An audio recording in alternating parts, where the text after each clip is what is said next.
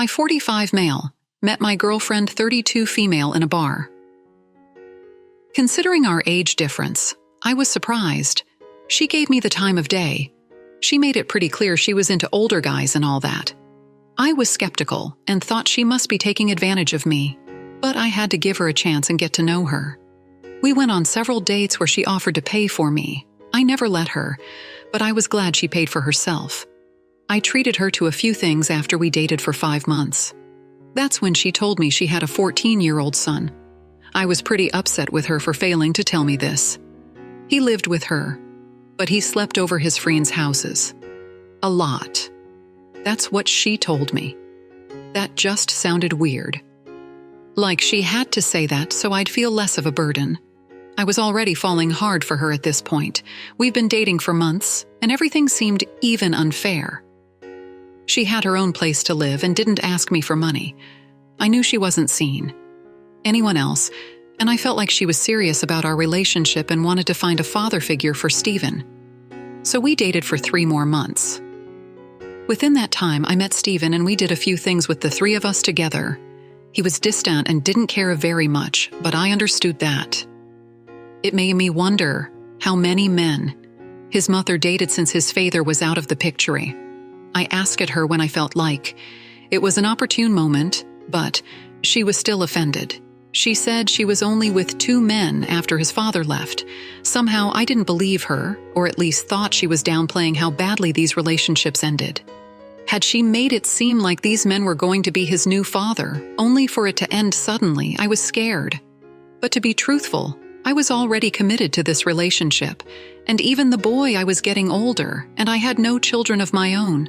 I wanted to be a father figure to someone, and here was my opportunity. We dated for just another month before they were being evicted from their apartment. This was scary, but only because I realized how much I cared about them and how willing I was to help them in their time of need.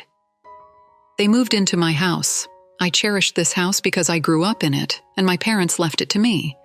It had 3 bedrooms, 2 bathrooms, a long driveway, and about 2 acres around it. I was taking a huge chance letting this woman and her boy move in with me, but it was what I wanted. We immediately started family game nights and conversations over home-cooked meals. I was amazed at how well and natural we all came together. Over 2 years, I was a father figure to Steven.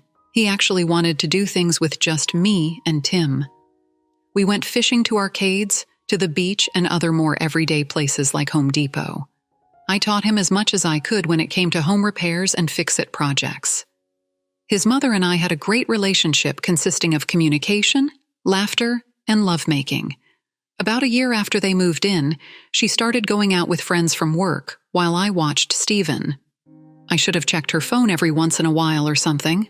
I thought it would be weird to ask, even though I saw some sheepish behavior on her part. Her from was like her lifeline. She needed it for work, and our relationship was based on trust. I didn't feel like being her parent, checking her phone or asking her questions. One night, Steven was sleeping over at a friend's house, and I was late coming home from work. I told my girlfriend I wouldn't be home until 12 a.m. when my replacement came in, but our boss actually came in around 9:15. When he heard I was stuck there so late, he covered the gap for me. I was relieved and happy on the way home to surprise my girlfriend in an empty house. When I arrived, I unlocked the door and walked inside to find my girlfriend and AP frantically dressing in the living room. The couch bed was pulled out, and they were halfway through watching a movie. My girlfriend just kept cursing and told AP to leave so she could talk to me, hoping that would make me let him go peacefully. I did because all my anger was towards her. I screamed at her, asking what the hell she was thinking. I asked if they had sex. She wanted to say no, but it was very obvious that was a lie. She knew she couldn't lie. She knew I wouldn't believe her. I just caught her naked with another man lounging like they had until midnight before I got home. My girlfriend tells me that she's been wanting to talk to me about having an open relationship where we can each bring back anyone we want to sleep with. I screamed my disbelief. This was disgusting and not what I pictured when I imagined the family we were starting. I told her to get out, but she begged me to let them stay. I told her I didn't say anything about Stephen leaving. She was very upset and told me she wouldn't allow her son to stay here without her. I asked her why she was so selfish. Selfish enough to cheat on me, selfish enough to want to have sex with more men, and selfish enough to bring her son out onto the streets with her when she knew she could trust me with him and he'd be safe. Well, it felt like my words struck her, but she insisted she was going to pick him up the next day when he got back from his friend's house in order to get her out. I agreed, but when he came back after his mother was gone, I told him what was going on. He said he wasn't surprised, just upset because his mom did this before she came to pick him up, but he returned to me a day later. He said his mom already moved them in with another man, so he ran away. It only took her a day to move into a stranger's home. Over dinner, I asked Stephen how many men his mother dated after his father was out of the picture. He was saddened and told me his mom was with a lot of guys. To keep a long story short, his mom tried to come back for him, but I went through a legal process to prove she was an unstable and a poor parental figure. Her son was old enough to choose who he wanted to live with, and he chose me. They don't have a relationship to this day, and it's not because I won't allow it. It's because Stephen hasn't felt like returning her calls or Facebook messages. As terrible as this relationship turned out to be, with all the emotional pain and needless torment, I'm glad it happened. I'm glad I was strong enough to take a chance and try to become the man they needed in their life. It worked for Stephen, but not his mother. She wasn't ready to meet one man and stick with him, not even if it meant stability for her son. Ope, you've done an amazing thing for Stephen. I am sorry your ex didn't have the honor or respect she should have had for you and her son. She was very selfish and irresponsible, and I don't think she would have asked you about bringing other people into the bedroom if you didn't catch her with AP. She proved herself to be a repeat offender. It's a shame she couldn't make the right decision for her son and herself. She should remain faithful to you, the man that showed them a stable and loving home life. I'm glad you didn't consider allowing her to stay in that house. Hope you knew you had to be there for her son. But she was on her own. Her actions proved that she didn't consider either of you at all. I think you handled this perfectly so that Stephen could return to you and you could follow the proper legal steps to help change his life. Thank you for sharing this story with us. Now let's get into our next story for today. My wife, 34, female, and I, 41, male, had an okay marriage, but after 7 years, we were pretty casual with each other. She kept busy on her phone with what I thought was games or Snapchats with friends from work. Besides, her phone habits had a really bad habit of speeding on her commute to work. One night she came home shaken in, very upset. She said she was pulled over by the sheriff for speeding. Becky was really mean to her and violated her rights. One example being Mickey told her he'd arrest her if she didn't roll down the window all the way. That certainly is a violation of her rights, and he can't really do that. I started to get mad, so I asked for the rest of the story. She just told me she got off with a warning. That surprised me a lot. I asked how fast she was going, and she didn't remember. She was suddenly much calmer, smiling in the kitchen. I asked if she was okay, and she said she was fine. She was just glad she got off with a warning. She was cheeky. I was totally caught off guard by her odd behavior. She was just really upset. And then within a few moments, she was smiling and pleased. I never saw her act this way, but I let it go. It wasn't until over a year later that my wife was out drinking with people from work. She went out alone several times a month. I was at my friend's house when I got a call from my wife's friend named Ray. She said she was in the car with her on the way home, but my wife was pulled over by the sheriff and Rafa was going to get a DUI. She suggested I come get them in the car. I asked where they were and she started typing, but then stopped. 15 minutes passed before she texted. "Never mind." He let her go. I couldn't believe it. She was just let off with a warning for speeding by the same man, and he let her go after he caught her drunk driving. This did not make sense. When my wife got home, she was too drunk and tired to talk to me. When she woke up the next morning, I asked her how she got out of a DUI. She was confused and said she barely remembered what happened. She was just glad she got away with it and promised me she wouldn't act so irresponsibly again. I forgot about it until 4 months later. My wife was at work when Ray texted me again. She said, "My wife admitted something to her that night while she was drunk.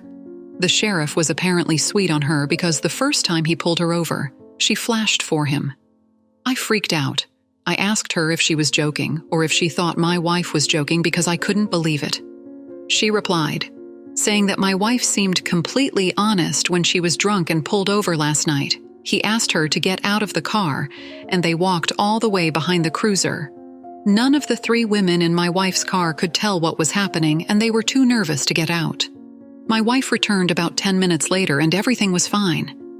She made her friends swear they wouldn't tell me or anyone because she liked the sheriff too.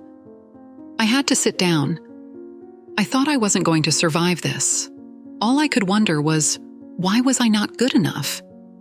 I felt horrible, stupid, and betrayed. Her friend apologized and said she didn't tell me for so long because she didn't think my wife was still seeing the sheriff until last night. Now, she was sure she was seeing him because she snapped her a photo of them cuddling in his bed. My wife told her he was an amazing lover and she couldn't resist sharing her happy secret with her. Obviously, she still didn't want Ray to tell me, but she knew I deserved to know the truth. I asked her to send me the snaps she sent, and she just so happened to take a screenshot of it. I thanked her and hung up. I drove to my wife's workplace straight past the receptionist right up to her cubicle to yell that she cheated on me with the sheriff. She screamed no and started whispering to try to get me to talk quieter. I backed up yelling, announcing I had proof that she slept with the sheriff. She just stood there turning red. She fidgeted, folded her arms, then grabbed her stuff and left the building. I felt great as I followed her in the gaze of all the people she worked with outside. We had a giant fight where she tried to say, I embarrassed her at work. Men didn't have to do that. I said she deserved that and worse and showed her the photo. Her face twisted until she covered it with her hands. She sobbed. I left her there and went to the police station, showing them the photo. Then the sheriff came out. I showed him the photo and told him I planned to do everything within my power to pry that badge off his chest. All it took was an internal investigation with a look at the body cam footage of the stops with my wife. His hands could be seen cupping her chest before he remembered to turn off the camera. He was not expecting to get caught. He was fired and charged with misconduct. My photo proved she was sleeping with him, so in the divorce she was ordered to pay me alimony and move out of the house. It was a huge relief the whole time during our separation and divorce. My wife swore she didn't even want to be with the sheriff. She said she did it to get out of jail time and had to keep doing it so he wouldn't pull up old evidence and arrest her. She found out shortly after moving in with somebody that she was pregnant with his child. She had a lot of growing up to do really fast.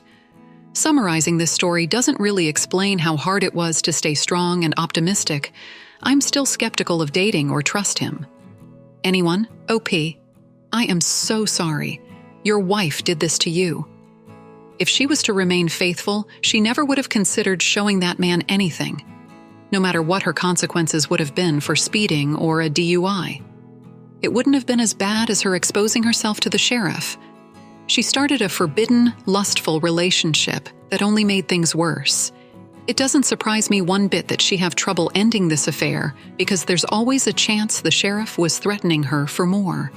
Both of them are terrible and selfish without consideration for others, respect or pride for the role they were meant to take on for themselves and their loved ones. I'm relieved that you discovered the truth, even though it didn't come to light for a while. You understand what a relationship takes, and so you understand that your wife failed you divorce, and a fresh start is the right path to take. Although it will feel difficult and like it's worse than simply forgiving her, forgiveness isn't easy, and usually more often than not, relationship issues follow. This is your chance to find a woman who understands what it means to be married, respectful, and faithful. Thank you all for taking the time to listen to these stories. If you enjoy listening, please feel free to like and subscribe if you haven't already. Also, comment below with your thoughts on what happened. Take care.